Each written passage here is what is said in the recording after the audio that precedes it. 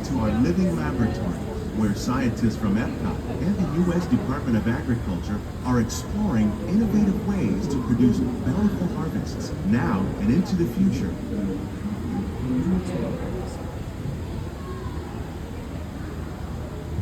The tropics are home to the greatest diversity of plants on the planet. Many of these, like papaya, bananas, cacao, coffee, and rice, are well known around the world. These are just a few of the edible plants that have been an important source of nutrition for people living in the tropics. Many are rich in vitamins and minerals, while others are well adapted to growing in less than ideal conditions. Some, like the water lily, thrive in wet, swampy areas and waterways. All parts of this plant, even the flower petals, are edible.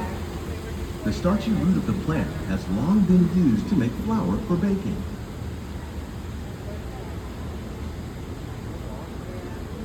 One day, many of these lesser-known tropical plants may be as important as the bananas growing on both sides of the boat.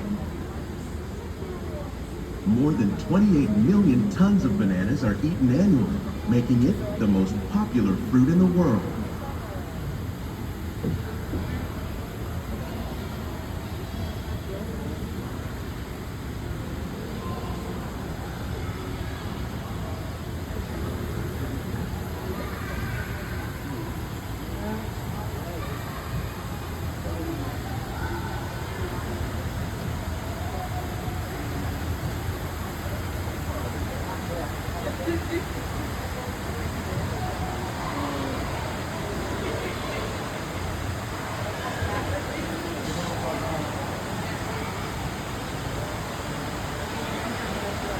When we mention farming, we probably don't think of fish, but fish farming, or aquaculture, accounts for nearly half of all the salmon consumed globally.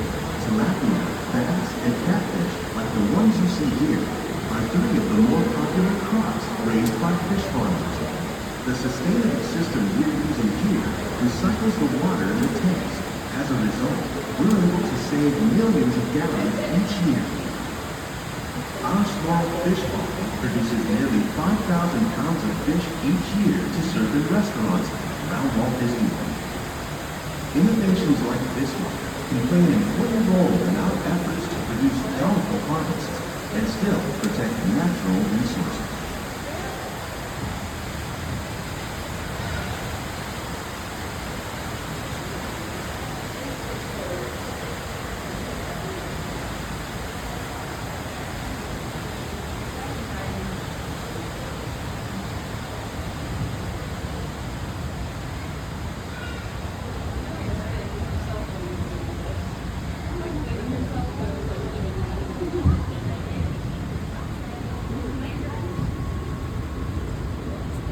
While there are more than 50,000 edible plant species in the world, most of us are only familiar with the handful that make up our everyday diet.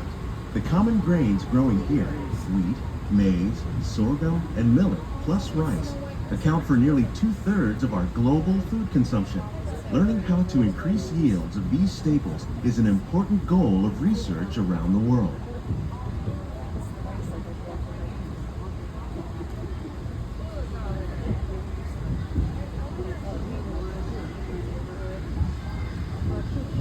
These plants are definitely on their way up. Innovative growing techniques like these increase yields while more efficiently using resources like water, fertilizer, and pesticides. Another innovation at work here is our integrated pest management program. By populating our greenhouses with beneficial insects that prey on harmful pests like aphids and flies, we are significantly reducing our reliance on conventional pesticides. We're growing these crops using our nutrient film system. This technique precisely controls and recycles water and nutrients. With it, we can produce over 27,000 heads of lettuce a year in this one small area.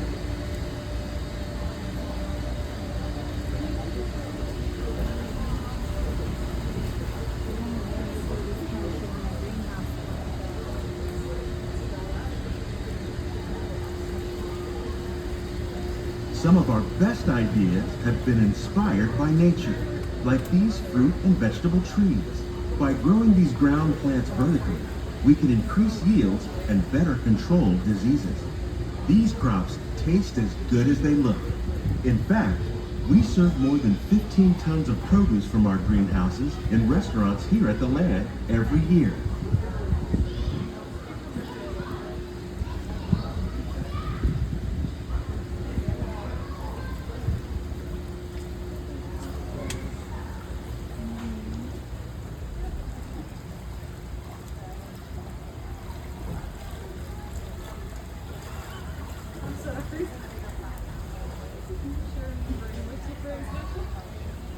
The future of agriculture may include innovative ideas like this vertical growing system.